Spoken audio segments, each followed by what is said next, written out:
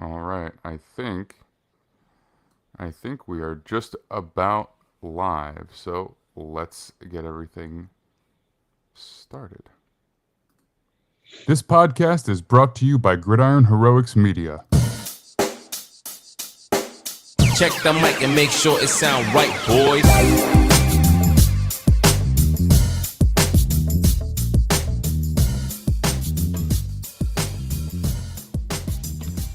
Welcome, one and all, to the Gridiron Heroics Football Show. I'm Max Dean. You can find me on Twitter at @TheMaxDean. And today we are back to recap Monday Night Football between the Broncos and the Chargers, and then talk a little bit about Kyron's top performers. Of course, we are live today on YouTube, so if you're listening along, remember you can find us live streaming over there 4 days a week. Today, Tuesday, we usually do at 8:30, a couple minutes behind, but to do everything today, I have Kyron Samuels, ex-D1 offensive lineman at Jacksonville State, ex-All AFL offensive lineman, and general good dude. Kyron Samuels, how you doing today? Doing pretty good, man. Interesting game last night, to say the least. So I'm interested to do this one. I knew this was gonna be a good one for you. Yeah, I just if you were watching Kyron's just Twitter timeline last night alone, you knew it was gonna be a good conversation today. All right, so like I said before, we're going to talk a little bit about Monday Night Football. Now we've had such a variety of primetime games, some amazing ones, just a lot of not good. So, but such is the NFL. You never really know what you're going to get. And Right. then we're going to talk about Kyron's offensive line of the week. We're going to talk about his performer of the week, and then we're going to have a little conversation about how we feel about Tua Tagovailoa coming back early, and round up a couple of things that we wanted to talk about from the weekend. So, let's do it.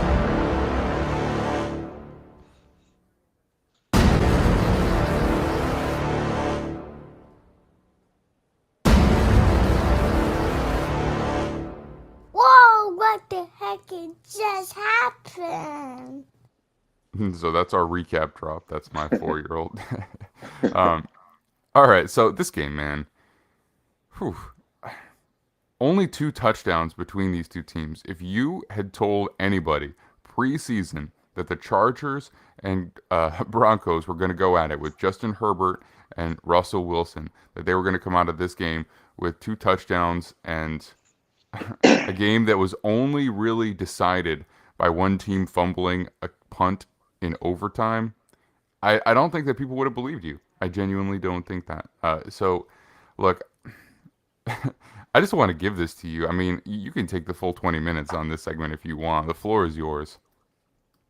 Um, so I want to start by just saying, like, one, I think people are way too hard on were way too hard on both quarterbacks last night. Um, those dudes are playing under some of the most pressure I've ever seen on both ways. Like, and I don't think either one of those D lines are just tremendously good. I think it was a combination of poor communication and poor coaching from both sides. Um, But we'll start from the beginning. The Broncos got off to a very good start. Russell Wilson looked very good. Even throughout the game, as things started to like fall off a little bit for the Broncos offense, um, his ability to extend plays and keep plays alive for the most part was very good. And he had more velocity and zip on his passes than I've seen maybe in the last 2 seasons. Just actually throwing the ball. It looks like, I don't know, he just got his arm back all of a sudden. I don't understand. It was very strange to see that. But um, I'll start with the Broncos. I think offensively, especially without, you know, maybe some of the, I don't want to say the receiver room is bad because it's not. It's just nowhere near as good as we thought it was. They aren't creating a ton of separation. Um, the offense is supposed to be complex and able to scheme guys open, and I'm not seeing that at all. It's very vanilla and basic. And then when guys aren't creating separation, there is nowhere to go with the ball. So when you couple that with the fact that your quarterback has been struggling, he's injured, and the fact that your offensive line isn't very good right now, it's a recipe for disaster. I mean, maybe you should try, I don't know, running the ball a little bit more. They ran the ball 23 times total, and a lot of those are on Russell Wilson scrambles. They averaged 4.3 yards per carry. Russell Wilson himself, I like the way they did. They got him involved in the third quarter, and it led to a field goal, just a scoring drive, getting some points on the board. He ran the ball 4 times for 23 yards for a 5.8 average. Like, you should probably start doing a little bit more of the things that are working. Um, Early in the game, the tight end targets were working. Uh, the tight ends only ended up with how many targets? I'm looking directly at it. The tight ends only ended up with 3 targets. But early in the game, it was working, moving the chains. Like, there's recipes there that have clearly been working. And from a coach's standpoint, we're not seeing a lot of consistency there. So it's very frustrating to see that because um, your offensive line is very good. They're hurt, they're injured. Um, you have the Melvin Gordon fiasco on the situation. I don't understand. Like, I think Melvin Gordon's a good football player, even still today, but people acting like he's like Barry White and like he's going to save Barry Sanders, and he's going to save the season for the Broncos is so confusing to me. People are like, "Oh, put Melvin Gordon in, put Melvin Gordon in," and like I said, I like him, good football player, but people act like he's going to save the season. I'm kind of confused about that. So that situation was going on the sideline. ESPN's putting the camera on him, um, and that's just for the Broncos. Um, and I'll talk about the Chargers offense, and then I'll get back to the Broncos defense because they deserve their own like quick little segment because I feel bad for those guys. I tweeted that out last night too. But the Char the Chargers offense maybe even more confusing to me. It's like Mr. Herbert goes 37 for 57 for 238 yards, only a 4.2 average, and a 49.5 QBR, 66.3 quarterback rating. And I'm not a huge proponent of those stats because that's kind of arbitrary to me. I don't understand the full formula, how people get to where they get for those. But Justin Herbert is literally sitting back there fighting for his life half the time. Or when he is, has a comfortable pocket and he can throw, there's nobody to throw it to. Now, I think a lot of that goes back to just getting Mike Williams more targets. Mike Williams shouldn't be fourth or fifth on your team in targets when Keenan Allen's out. That's just simple. Um, Somebody made a joke about it yesterday. We know Joe Lombardi's gonna call stick route, stick route, stick route, stick route, stick route. Like, that's just what he does. It's the most simple, basic, vanilla stuff. And I think a lot of that had to do with how much they respected the Broncos secondary as far as taking shots on them.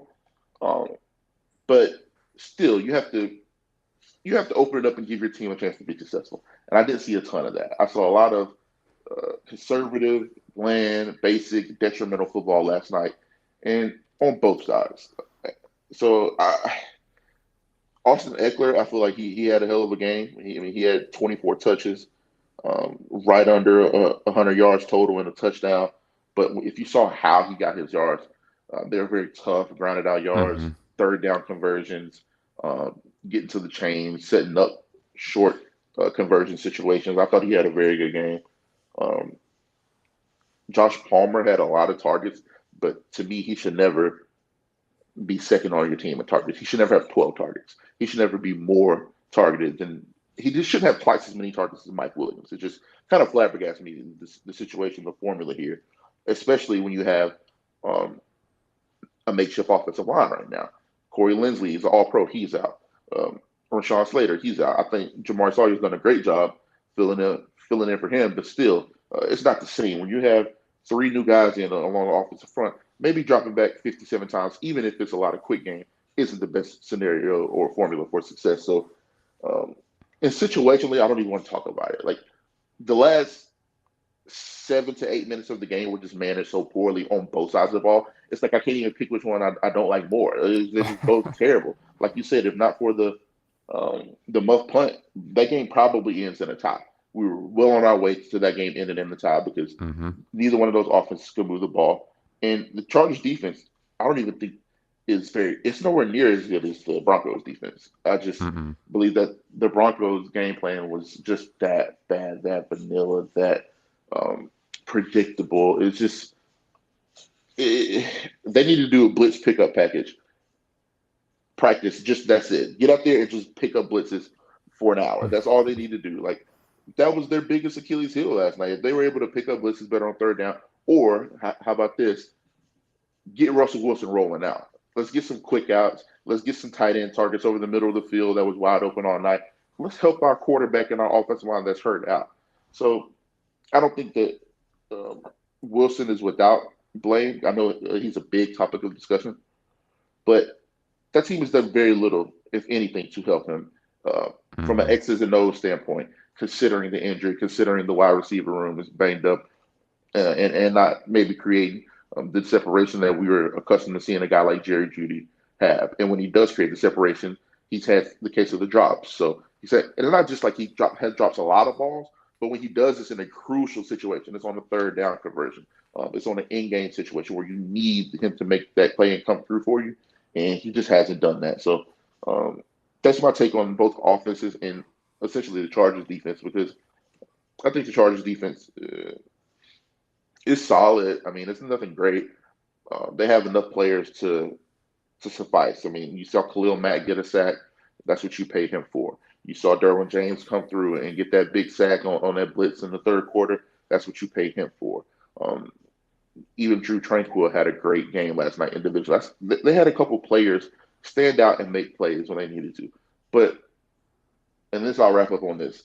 The Broncos defense, I tweeted out last night, has to be the most discouraged group in the NFL by far. Uh, they're playing at an extremely high level. Uh, I can't remember the exact stat, but they're like top three in scoring defense, I believe, and they're 2-4. Could you imagine playing that well? Could you imagine being Patrick Surtain Jr. every day, literally taking out a side of the field, locking down? Could you imagine being Baron Browning, uh, turning your game up to another level? I believe he has 4.5 sacks now. Could you imagine being DJ Jones coming over from the Niners to this, like from that winning culture and what he's used to accomplishing and doing to this? It has to be the most frustrating thing in the world to be playing this well and coming out on the short end of the stick in the most like unfortunate ways possible. They're not just losing; they're losing like it's just demoralizing the way they're losing. Even to the Colts last week. Uh, I mean, it's just a terrible situation for them. Hopefully,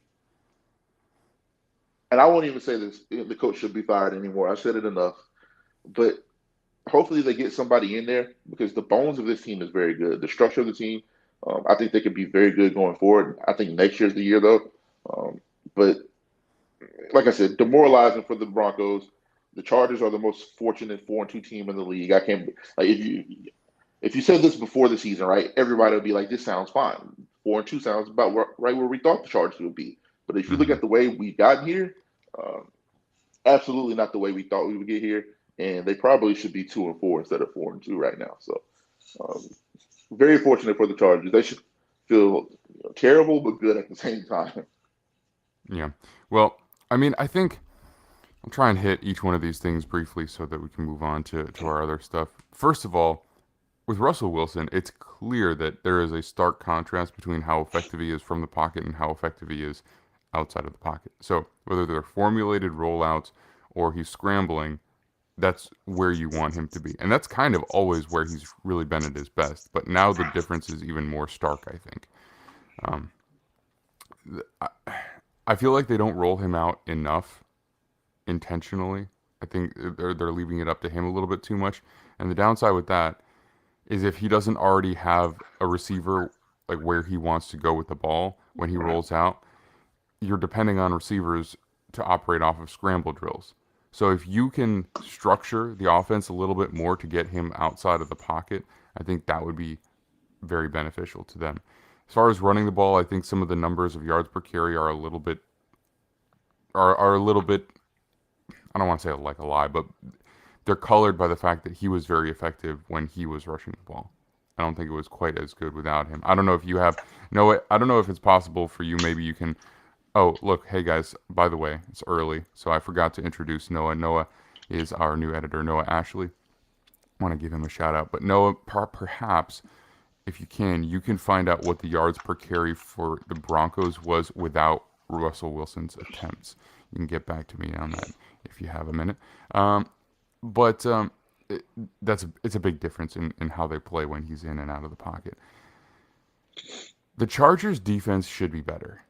I mean, when you just look at this list of names, I mean, Derwin James, Khalil Mack, Bryce Callahan, Kyle Van Noy, Sebastian Joseph Day, Asante Samuel Jr., Morgan Fox, Troy Reader, like these guys, and that doesn't even account, obviously, for the guys that are injured right now. But this should be a better defense, even with who is currently playing. Right. So I'm a bit disappointed in that. The Chargers offense, they're not targeting Mike Williams because he is almost exclusively a downfield player. Everything he does is like basically like 15 plus yards down the field. And if they're playing all that quick game because they can't protect, it's hard to incorporate him into the game plan. There's got to be a way to do it. You've got to be creative enough to figure that out because he's one of your best players. But I mean, if you can't drop back and hold the ball long enough to to let him get to where he needs to get to, because he's also not a burner. He's a get down there and go up and get it kind of guy too. So Yeah. there were just so many times where Justin Herbert he's stepping up into the pocket, and I feel like so many other quarterbacks wouldn't even be able to get the ball where it needs to go because he's stepping up into offensive linemen. And all I see, even though he's so tall, all I see is just that arm sticking out, and somehow the ball still gets to where it needs to go. So I think he's playing very well under the given circumstances, but that the line is a problem, and it's hard to even really use play action for them because the running game is not working, And I love Austin Eckler. I think, He's one of the best slot receivers in the NFL. Yeah, I 100% agree. It's exactly what I was going to say.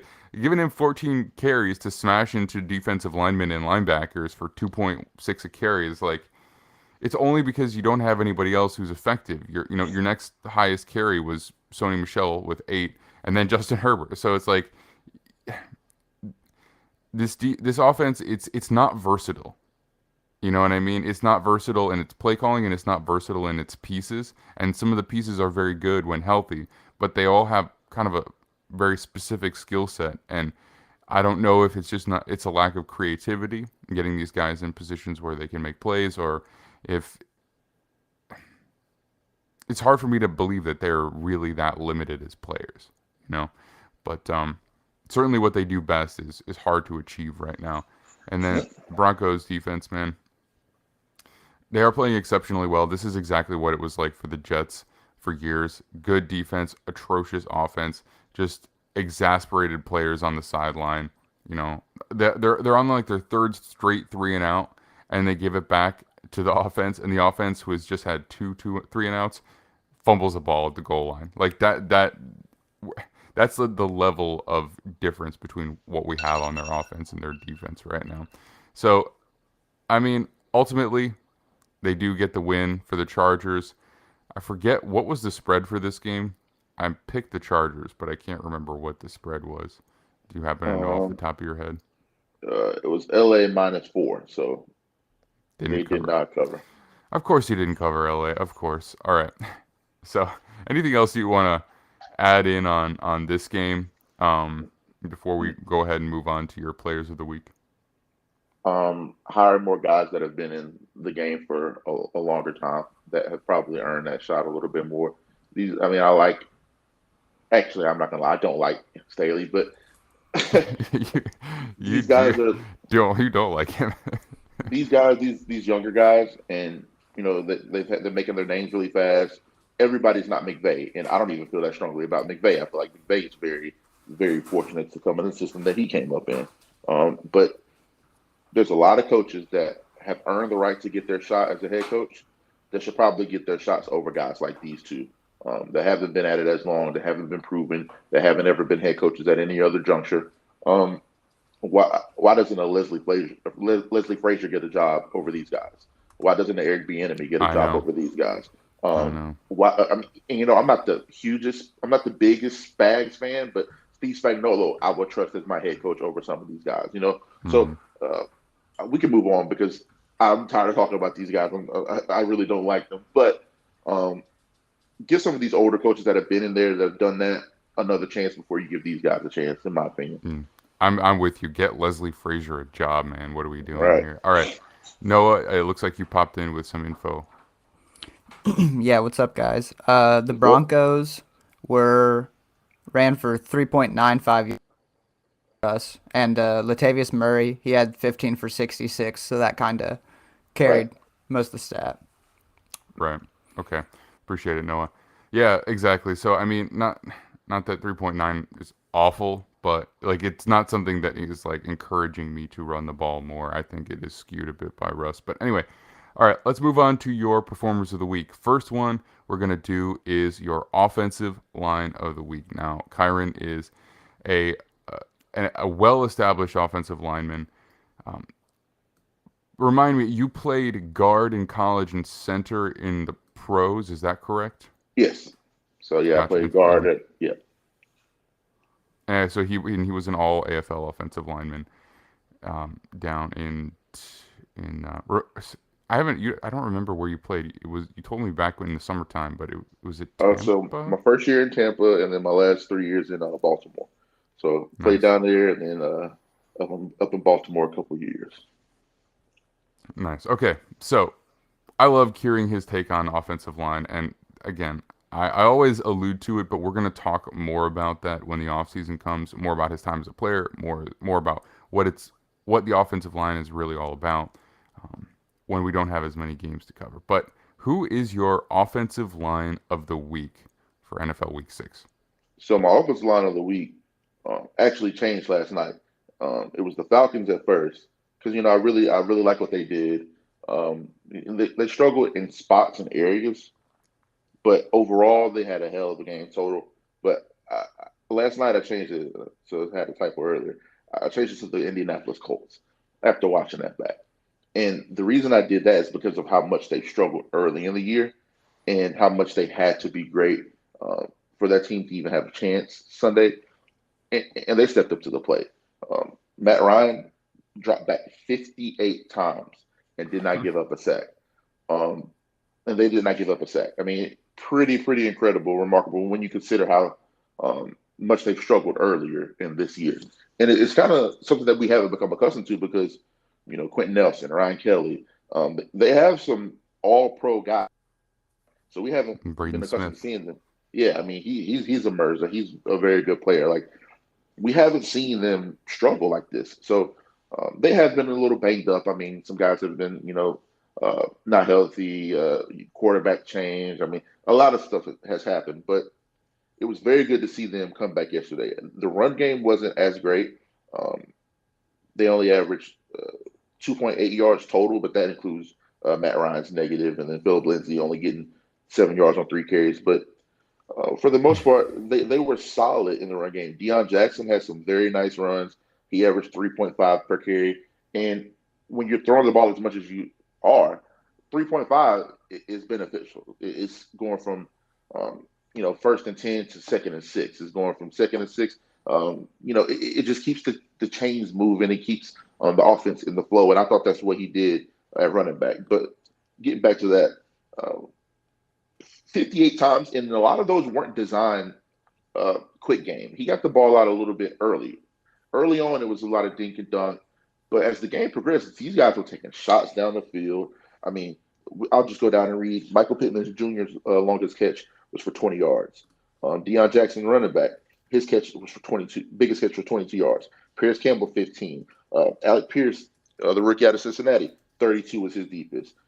Granson, 17. Woods, 17. Like, they're throwing the ball down the field. And a couple of those had a little yak involved, but the point I'm making is they were blocking for a long time. So very, very big shout out to them.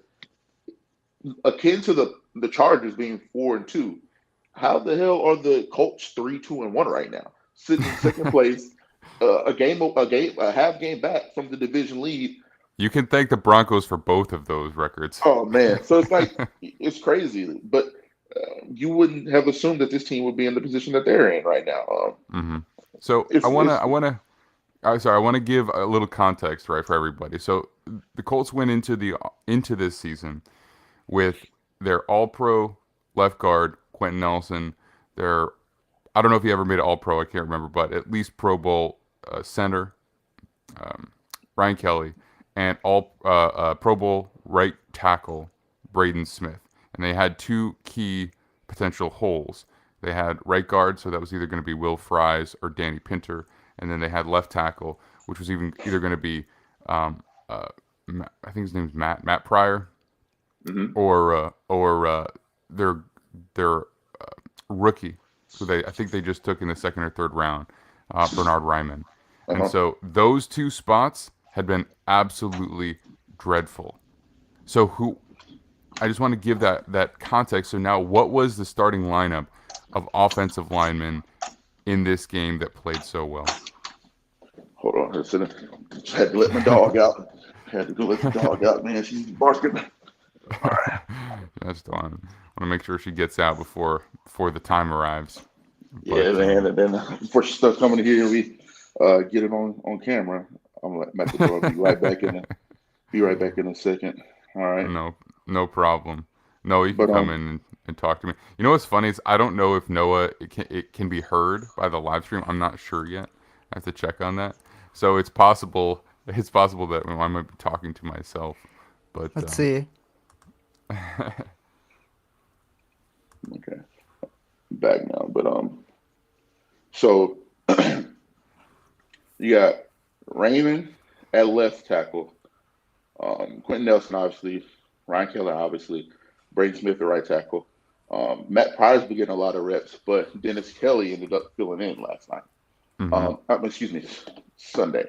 And a lot of people think that that's where the shift is because, Raymond's a young guy, probably shouldn't be in there, but Dennis Kelly steps in, and somebody said, there's no, I can't remember who the tweet was. It was somebody pretty prominent. They said there's definitely a correlation between the amount of Kellys on the field and how well we did yesterday. So they're saying, so it's kind of, are you a Colts fan, Noah? he is. Yeah, dude. He's got a little insight here. I think Good that timing. might have been Zach Hicks that tweeted it, who's the Locked On Colts hilarious. podcast host. Dude, so funny. And Matt Pryor was still our weak link, even playing at right guard. He allowed 5 of the 13 pressures and 4 of the 11 hits. Everybody else stayed pretty clean. Right. Especially when you drop 58 times. Insane. If he's giving up 40% of the pressures and the hits, I mean you can't work with that. So that's a clear weak link. And it's nothing you can really do at this point in the season either. Like you're shorthanded, you're gonna have injuries. It's offensive line. I don't even think that. I mean, you can't go get a Jason Peters type guy because he's in Dallas now. He's with them. Like I don't really see too many solutions though. Didn't they? It's funny because Eric Fisher is like the only available lineman, and we already moved on from him. So right. So what? He just doesn't want to come back because Kyron and I talked about this before about Eric Fisher being available out there. I have no idea about. I think the Colts don't want him back. I think they're too prideful. Honestly, if I'm. Could be. Could be. Not a great sign. So what was the starting lineup? So where did Dennis Kelly play? Did he play a tackle then? He came in subbed in for Reinman. Yeah. At left tackle. Yep. Gotcha. Okay. So he subbed in, like, basically he took over for him. I think he took over after the second drive for the offensive drive and played the rest of the game. I'm pretty sure. Yeah, it's pretty quick. Okay, gotcha. But I just wanted to nail that down because I haven't watched that game yet. That's why I don't have my power rankings done because I still need to get that one in. But I mean, that lets you know how bad Pryor was, though. I mean, you hate to single out a guy like that, but it's almost like Wiley on the Chiefs' offensive line. Like he's not a bad player, but compared to the other 4, he stands out as far as where the pressure's coming from, where the hits are coming from, what the leaks in the run game are. It's just, last year Jesse Davis for the Dolphins. Like it's clear when you have a guy that sticks out like that. It's very clear, and I think that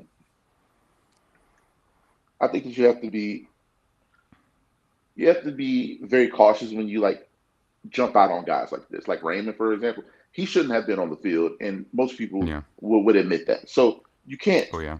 There's a reason why he's struggling because he's not ready to play yet. He's a project. He's a guy that needs to get stronger, learn, get the technique more ingrained in your brain. And it's hilarious because there's no grand thing that needs to be adjusted. It's little stuff like his first kick, timing on his punch, just actually like the little monotonous, the stuff that drives you crazy as a player, the stuff that you hate doing in practice at Indy every day, individual drill, that is. Like those are the little things that he just needs to do for a year against pros, because it's Mm-hmm. different against college guys. You're just better than everybody. That is just what happens. But when you're going up against, I'll use Shaq Bear, for example. Shaq Bear is a great guy, and he's probably not looked at as an elite player by most circles. But if you're not at your absolute best against a guy like that, he can get 3 sacks on you. Like, that's the NFL. So Mm-hmm. I hope people aren't like bashing the kid, and they are. I've seen some of the tweets, but he shouldn't have been out there. And I think people should give guys like that a little bit more room to grow. It's not like a guy like, I hate to keep saying his name, but like a Jesse Davis, where he's like 4, 5, 6, 7, 8 years in, and then you kind of know who they are at this point. Mm-hmm. He has room to grow, and I hope people give him a chance to grow. Well, he was basically a super athlete, like long-term project from where Central Michigan or something like that. Like we should have known. Like, I feel like He's a been lot playing of left people tackle knew. for like 2 years maybe at this point now. Something like that. Yeah, exactly. So this is not groundbreaking or news breaking stuff here. The expectation should always have been that he needs to spend time on the bench, and that's why I was a little bit hesitant about the left tackle spot, because like Matt Pryor has never shown anything in his career that warranted him being essentially given a left tackle starting job, especially with a quarterback that's not the most mobile at this point. So Yeah. A lot of So- Colts issues are starting to stem from a lack of competition in the preseason. Oh, that's an yeah, I interesting agree with point. that.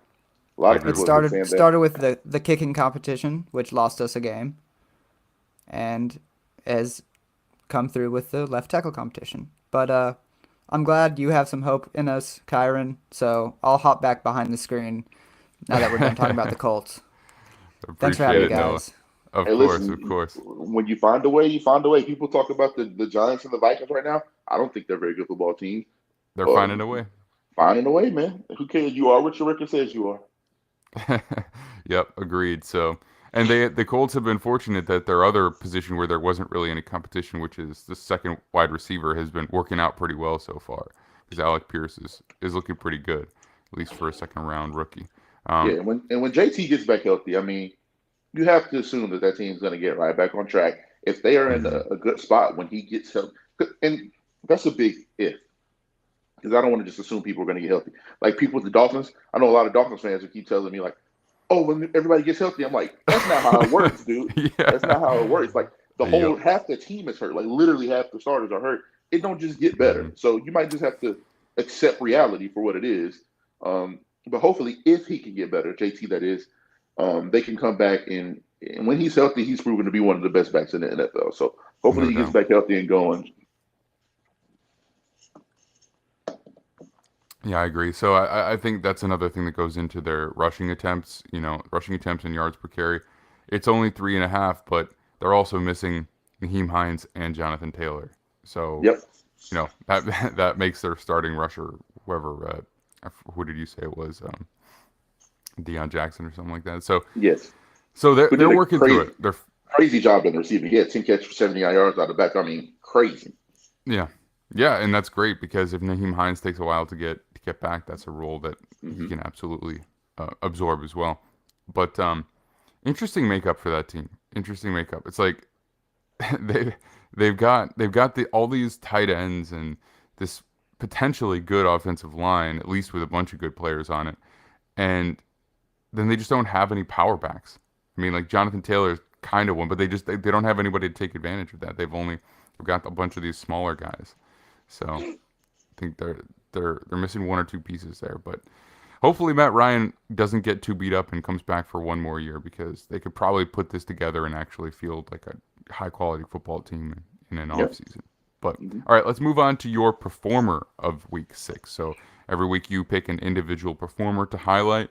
You told me who this one was beforehand, and I absolutely agree. An absolute monster in this game, in one of the biggest games of the year, and that's kind of his MO. So who do you have to talk about today? So I'll start off by saying that it was very, very tough to pick one this week, because I think a lot of guys had crazy games. Like I wish that the Broncos won. I might have highlighted Patrick Surtain just for how absurd he's been the entire season. Josh Allen had a very good second half.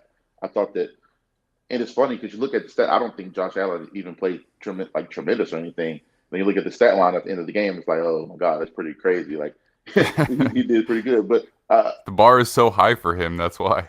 it was just like the way it happens. It's not like they had a ton of explosive plays. There was a lot of 10 yards here, 16 yards here on this third down. I think the third downs and the kind of clutch moments is what separates guys like him, Pat, all the guys at the top. Coming through consistently there is what separates those guys. But he had a great game on the road at Arrowhead. Matt Ryan almost got it for me. I mean, the way he played and the performance he put up, over 350 yards on 58 attempts, 3 touchdowns, pulling out that game at the end with the win. There's a lot of guys that I feel like deserve. Even a guy like Mitch Trubisky coming in at the end and going, 9 for 12, 144 yards and a touchdown to lead the Steelers to victory over the Bucks. I always like to give those guys credit and shine because they deserve it. However, my performance of the week goes to Von Miller, DN of the Buffalo Bills. And it's something that I kind of wanted to talk about because historically, once a guy gets to this point of his career, Von Miller is 33 years old. We've seen these guys not only, not be the players that they were, but take a significant step back. There's a significant drop off once guys like that get to their early 30s. He's almost, it depends on how you classify it. Some people, he could be already in his mid 30s. I know some people like early 30s, just 30 to 32. It depends on who you talk to. But Von Miller in football years is very seasoned. He's up there. For him to be as good as he is on the limited amount of snaps that he was getting, and a lot of that had to do with they blew out the Rams. He didn't play much that second half. They blew out the Steelers. Didn't play much at all that game. So the snap rate is a little bit skewed because they were blowing people out. He wasn't playing as much. But for him to have been getting as little opportunity to rush the passer as he has been, and for him to be 0.5, a half sack off the NFL lead with the brand new team, it is crazy, and it's just a testament to how good he is. But let's get to him specifically. He finished the game with 2 sacks, 6 quarterback pressures, and played his highest season snap count. He played 78% of the snaps on the D-line, which is actually pretty ridiculously high at any age, but especially at 33 years old. For him to play 78% of the snaps on the road against one of the best offensive lines in football at Arrowhead and just completely take over the game at the most pivotal points, it's something haven't seen from him since maybe, I don't want to go all the way back to the Super Bowl, but he had a very good game in the Super Bowl as well. I believe he had a sack. Him and Aaron Donald both had 2 sacks in that game. So, but taking over a game like this, I don't think I have seen it in a very long time, at least since the Denver days. Even the plays that he wasn't getting the sacks, he's causing havoc. He got a couple of hold calls on Andrew Wiley. He was busting up. He had a tackle for loss in the run game on the third down to get the Bills off the field. The way he took over the game allowed for the offense and Josh Allen to have a chance. Stephon Diggs had a crazy game.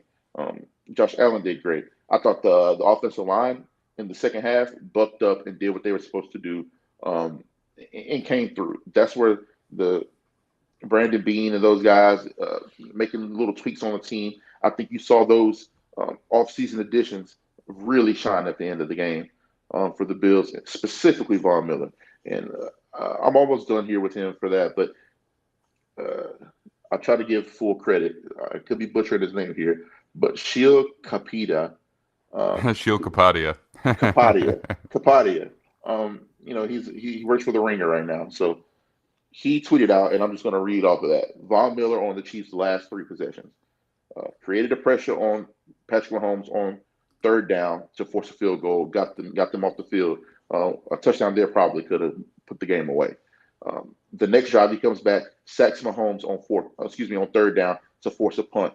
Then the next drive, the last drive the Bills have on defense, he flushes Mahomes out of the pocket. But Milano comes underneath, and then he forces the early throw from Pat off platform, sidearm, just trying to make something happen because he's under such pressure, and then he throws the game-winning pick. And and you watch it live and you can see it, you see it happening. But when you read something like that on the last 3 possessions of the game, when I say that he took over the game, I literally mean without Von Miller, it doesn't matter how good Josh Allen played. It doesn't matter how many catches Stephon Diggs had. It doesn't matter how many adjustments you made up front to give Allen more time to throw the ball. Without all of that, the game's over. The secondary played well. The linebackers played, decent, but they were very fortunate. A lot of the Chiefs' explosive plays got called back for penalties. It wasn't like the defense played exceptionally well, as we're used to seeing them play.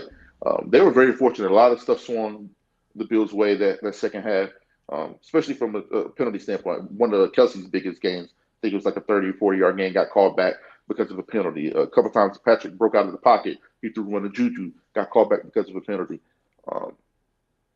Those things matter when you get to the end of the game. And the way that Von Miller was able to take over the game and kind of take any possibility of those plays happening, I say that to say, like, what happens if those plays don't get called back? Or what happens if the referee misses it? Or he just lets them play? Because we see it all the time in the end game of the situation. You're much less likely to get those calls at the end of the game, in the middle of the game. So Von completely took away those chances of those explosive plays happening by just taking over the game, 3 straight possessions. And kudos to him, man. It still blows my mind at this age. I don't think people really understand. It's like LeBron playing basketball this well at age 38. Like, we haven't seen anybody play basketball as good as he has at this age. It's insane. To me, if Von Miller continues this, I'm not saying like defensive player of the year quality, because I think that at this juncture, Micah Parsons is probably the defensive player of the year. Or Nick Bosa, if he's going to get healthy, he has a very good shot to win a defensive player of the year. But you have to consider Von Miller for All-Pro. And just you might be able to bump him up on some all-time rankings a little bit higher if you were hesitant about that early. I know somebody asked me the other day if I thought Von Miller was a top 5 edge rusher ever. And when you specify edge rusher, I don't think as far as being a complete defensive end, playing both the run, spilling stuff, setting edges, he's great at that as well. He's never been bad in that area. But if you specify just edge rusher, I can't name 5 guys better than prime Von Miller. Absolutely, I can't. I think he's proven to be that over time. So kudos to Von Miller. I don't have too much more to say about him, but absolutely incredible. Shout out to Brandon Beane and those guys for finding a way to get him, man. I mean, people were talking about maybe they paid too much money for him, or oh my, what are y'all doing paying this guy at this age, this? And up until this point, I mean, listen, he's a half sack off the NFL lead. And I don't see him slowing down anytime soon, man. So, but shout out to Greg Russo as well, because Greg Russo allows for him to be a little more free than he has been. But I think if you look around the league at anybody, nobody's great at defensive end without somebody opposite them. You see how Myles Garrett struggles when Jadeveon Clowney is out and he's getting doubled and tripled. You saw how difficult it was for Nick Bosa adjusting early in his career when he didn't have a great D-line alongside. You need two very good guys. They can be opposite each other on either side of the line. You can have one edge and one really good interior guy. I think any way that you can force somebody to try and be single teamed against some of the, like, if you can make that work, you can set up at least one of your guys to have a single block matchup, then that is the most effective way to utilize a pass rusher. So if you have one guy, they'll always be able to slide an extra guy, an extra chip, or at least something over towards him. So it does help a lot. But so I like to try and kind of bring this back to team building whenever I can. And we've talked about the Eagles being the best front office in the NFL right now. I would say that the Bills are a fairly close second. I think the Bills front office with Brandon Beane has been remarkable in terms of putting this team together. And what I love is that they don't do this thing that we see with so many quality teams where they go down the line, they're like, starter check, starter check, starter check, starter check, starter check. Okay, wait, there's not a starter? All right, let's get a guy there. They look at their roster and they're like, let's get deeper. And deeper doesn't always mean adding a 4th round rookie to sit behind that guy. Depth means signing a guy that's even better than the guy that you already had. Yeah. And so that makes your previous starter depth. I think that's a way that a lot of teams should be looking at improving their rosters. And I know that, you might be limited by draft picks or salary cap or whatever, but I think they're just showing impressive ways to do it. I mean, they go from having what we all considered to be a relatively good defensive line last year. I mean, you've got your Mario Addisons, you've got your Jerry Hughes, you've got these guys who are getting it done, but they're like, all right, that's not enough. We're going to draft Greg Rousseau and Carlos Basham, and they've been drafting these guys for a couple of years now. I mean, they drafted AJ Epinesa, you know what I mean, before that, and instead of saying our young guys are going to get it done for us, we're going to go out and get one of the most accomplished pass rushers of the past decade to play a situational pass rusher role. And I know he's a little bit more than that, but that's essentially what he's doing. And, they might ramp up his snaps in the playoffs. I think I wouldn't be surprised to see that. They're trying to kind of keep him healthy. But you just have to give so much credit to how they've gone about building that defensive line, they go out and get Daquan. Getting secondary wasn't a weak point for them last year. I know people kind of give them hell for the Chiefs game, but they were the #1 defense in the NFL last year statistically. Mm-hmm. And then they drafted Kair Elam, first round from the University of Florida, and he's already paying dividends. He had a crazy one-handed interception. So you're right about them never being satisfied. They have bolstered every position group on the field. The way they bolstered the DB, the DL, and the O line specifically, because the offensive line, a lot of people felt was a low point for them. I never felt like they were that bad. I just felt like they were asked to do a lot. I mean, Josh Allen sits back in that pocket a long time. But even running back, I mean, they draft James Cook from the University of Georgia.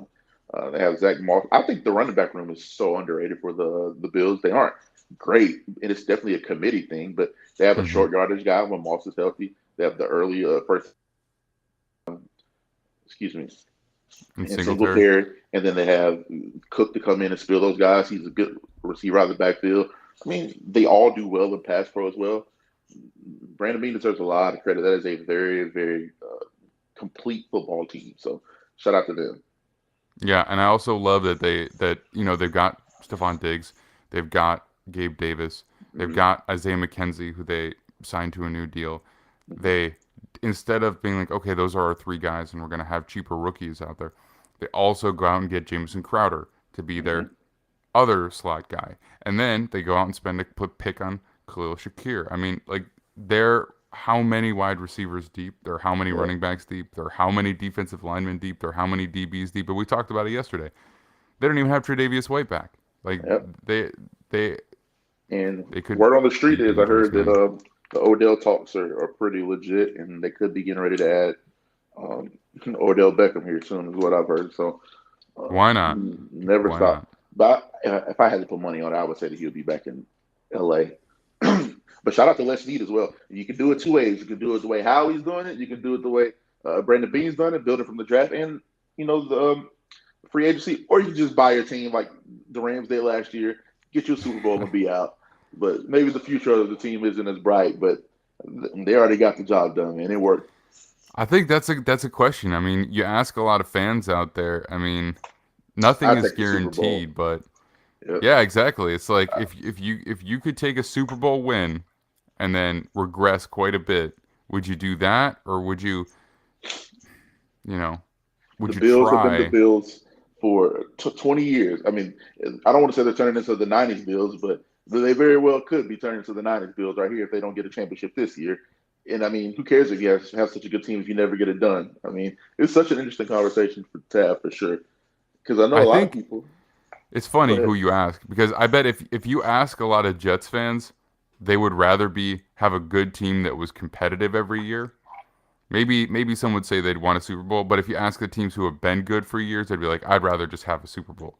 So I think it's all a little bit of a little bit of want specifically what you don't have. But yeah, Steelers are calling for Mike Thomas' head, and he hadn't had a losing season in 17 years. So it's crazy, like the disparity in expectation. But yeah, we can go ahead and move on. But that's funny. Last thing that we want to talk about. It looks like Tua is practicing in preparation to be the starter this week. I mean, you're a Dolphins guy. You're a Hmm. former player. You have a far better, you know, leg to stand on to even really comment on this. So I'll let you go first on it, and I'll bounce off you here. What are your thoughts on whether he should be out there or not? So there's a twofold answer here, and I'll make it quick. As a player, I don't 100% understand where two is coming from. I 100% understand where, um, or the dynamic, however, of the organization and the amount of money that they've invested in him. They're going to invest in him. The expectation to play through certain things. Um, that's just football culture. Let's make no mistakes about it. The coaching staff, they're going to want the guy to play, and I feel like they care about him. But do you care about him enough to hedge your future on it? Because the coach's future kind of banks on how well the team, not kind of, it does bank on how well the team's doing. Um, the GM, their future hangs in the balance of how well the team's doing.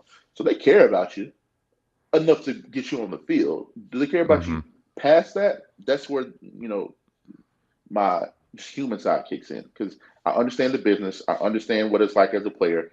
Um, I've I've had 7 surgeries. I'll put it out there. Uh, every major limb on my body, I've had a reconstructive surgery on. I've had 2 on each shoulder, 2 on my right knee, 1 on my left knee. I've had another one. And so I played through. I'm talking about. I played 10 plus games with a dislocated shoulder, with a completely 360 tear in my labrum. I played 2 games without a meniscus. That was the most painful thing I've ever done. I've played through so much stuff, but one thing that I've never, ever, ever, ever played through was any head. Anytime I had a head or neck or bad stinger or my arm locked up, or I've only, knock on wood, thank God, I've only had maybe one serious concussion during my entire playing career. But even when we had questionable stuff with my head and neck, I with that because I grew up. My uncle played in the NFL for 10 years. My other uncle played in the Arena Football League for 15 years. I've seen what addiction looks like from those painkillers. I've seen guys' family fall apart because they aren't mentally capable of being the same humans that they were before they started their football career due to mental health, and then 2, actually having mental deformities from concussions, from Mm-hmm. head and neck injuries, playing the game of football. So I've seen what it does to people, and I never wanted to play with that. That's why even after my surgery, this might even be a little TMI, but I don't take the first day I'll take the painkillers, but after that, I normally just tough it out and brave it out because I just saw what it did to those guys, and there were literally guys popping painkillers to survive, uh, to go to practice every day, to like function every day, and I was like, I'll never live like that. So this means a lot to me, but I think that is, I think it's very, very, very difficult for the Dolphins and the NFL to be taken seriously as far as player health if Tua Tagovailoa goes back out on the field.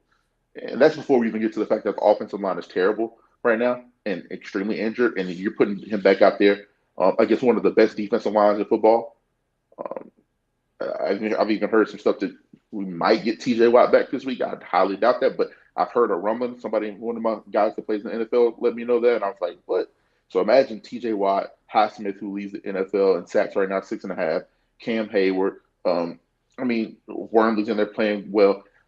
Imagine bringing Tua back against those guys, um, with the offensive line that he has, with the expectation that he has. He's not only being brought back to play, he's being brought back to lead this team back to the top of the AFC and the playoffs. Like, I think it's way too much, way too soon. Um, and he's passed the concussion test, right? I have Well, no he doubt must that have. I have no doubt that he's feeling good. If you ask Tua, you go to Tua right now, 100% he's going to be like, man, I'm ready to play. But imagine he goes out there and he has another concussion, or we see him out there laid out again, which we're going to see him get hit a lot because it's just what the Dolphins' offensive line has been for the last 3 years, especially if Teron Armstead can't go because that's still up in the air. every time he gets hit, the entire world is going to be holding their breath. It's a Sunday night football game in prime time. The entire world's going to be holding their breath. The entire organization, the Dolphins organization, they're going to be up there holding their breath in those booths, praying that he doesn't get injured. It's just too much too soon, in my opinion. And this is coming from a Dolphins fan, a guy that picked them to win the division, a guy that picked them to go to the second round of the playoffs. I had very high expectations for the team, and they were well on their way. 3-0 and in position to win the fourth game when Tua goes down. So the team's very, very good overall when he's out there. And he proved his stock over the course of the first 4 weeks of the season. And the way they look without him, you can kind of, see, hey, how important this guy was to the success of the team. But that doesn't override his everyday life to me. That doesn't. He's a husband now. He got married this offseason. He has a wife. He has a family. I don't know his wife's situation. They could have a kid coming. He could be a father very soon, or he could already have kids. We don't know. We didn't know he had a wife till somebody leaked it. So he could already have a kid. Like, to me, that trumps everything that we talk about when we talk about football. And I hope that his quality of life is the same as it was before the hit. So, of course, I hope he gets up there. I hope he throws for 5 touchdowns. I hope he balls out, and I hope he's healthy for the rest of his career. But if something does happen again on Sunday night, the NFL and the Dolphins will have nobody to blame but themselves. Somebody has to protect the players from themselves at some point. That is supposed to be your job.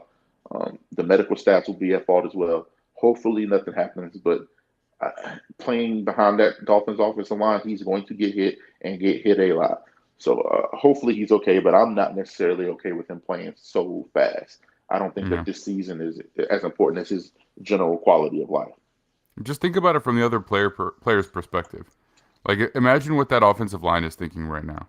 Like, what's in their mind going into this game? They're like, okay, so like if I give up a pressure, that can turn into a life-changing situation for the person behind me. Now, technically, that's true on any given play, but you know what I mean. Like it's amplified, of course. Yeah, and then you look at the defensive side. Like, it's not like you can ask Cam Hayward to not be a monster. Like, he's got to go out there and do what he does. You know what I mean? Like, he's got to bust through the line and take down the opposing quarterback. You know what I mean? And like, sometimes that is a hard hit. Sometimes that drives the player into the ground. So it's like, yeah, look, Doug just opened my door, so that's the last thing I'll say while I go close it real quick. But man, I mean, it just puts a lot of people in a very difficult situation to make that decision, and I think maybe this wouldn't be true, but I like to think that ownership would give the team the benefit of the doubt if they're losing games without Tua. You know what I mean? Like, I mean, literally all 3 starting quarterbacks have gotten hurt, and it's not because it's not lower extremity injuries. It's not, somebody takes a wrong cut and they pop an Achilles or an ACL. They're getting battered and beaten up every weekend. You literally had 3 quarterbacks go down in the first 6 weeks of the season, and it's all head and neck related. That's probably a sign, and you probably shouldn't put your number 5 overall. He was the number 1 pick for you and your team, draft pick that is playing at the best of his career in that situation. Imagine being the guy on the Steelers right now. Like, you're a competitor. You're not going to care in the heat of the moment. But imagine you be the guy that goes out there and you get a free hit on the quarterback. Yeah. If they're human, they're going to feel terrible if something happens. And you hate to even talk like this, but this is the situation that they put even the media and the people who cover sports. They've made it kind of a weird situation for us because you don't want to put stuff like that into the air. You don't want to talk about what could happen. But you can't pretend it doesn't exist either. 100%. So it's like those, and people have to address it. They're going to get tired of answering questions about it this week. But this is the situation that you put everybody in. Imagine being Tua's parents or Tua's wives watching this game. There's no way they're going to be able to watch this game. his dad will do it because his dad's a Stonewall. He's been highly documented over the last 5 to 6 years because of Tua's rise and the family's rise.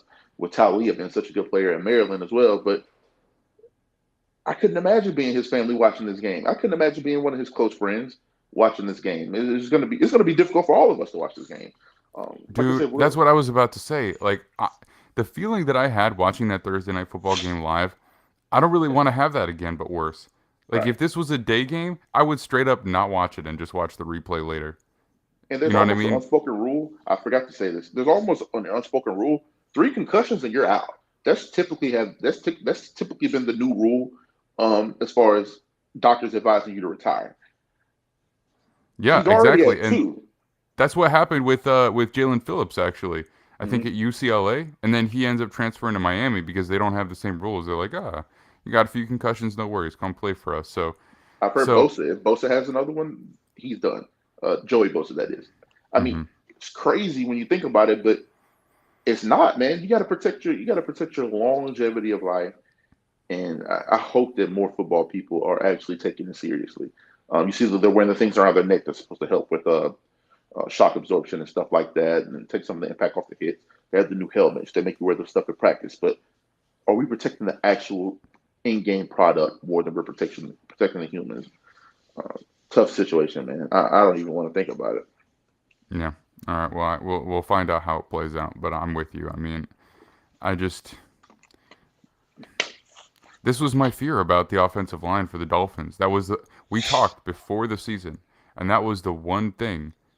I think when we were doing our top 5, even as far back as we were doing our top 5 skill groups, Hmm. like the Dolphins are so good. The problem is just going to be if their offensive line can be good enough, and their biggest acquisition for the offensive line is just like notoriously one of the most injured players in the league. So, you know, Uphill battle for sure. all right. Anyway, that'll do it for us today. I appreciate you coming on, Kyron, and talking with me every Tuesday. We will be back next week, 8:30 a.m. for our Monday Night Football recap and Players of the Week segments. And then tomorrow, we're not doing a live stream because I do all the segments individually. If you're listening to the podcasts, that is all going to be put together just like it always is. If you're watching on YouTube, those will be individually released. So it's our big midweek show, which means we've got injuries, we've got college football, we've got preview for Thursday night, we've got all kinds of stuff coming up. So, Kyron, why don't you let everybody know where they can find your work between now and when we talk again? Find me on all socials at Kyron Samuels. It'll be on the display here, and you can find me on the Playback app at /Kyron Samuels. I do live video hosting there, and yeah, man, give Max a follow as well, man. Max is, like I said, he's getting the hang of the social media stuff, so he's been putting it out there more. He's doing well on social media, so give us a follow and appreciate you guys' support. Absolutely. Noah, thanks to you again, as always. Yes, sir. And we will see you tomorrow, I guess, to the people. I don't know. I got to get the hang of doing this outro live. But let's hit this outro. Boom. All right, guys. Thanks so much for listening to our Monday Night Football recap and Players of the Week. Remember to follow me at TheMaxDean on Twitter and give us a like, a subscribe, a follow, a review, a rating, anything that you can where you like to listen to our show. We greatly, greatly appreciate it. We will see you all very soon.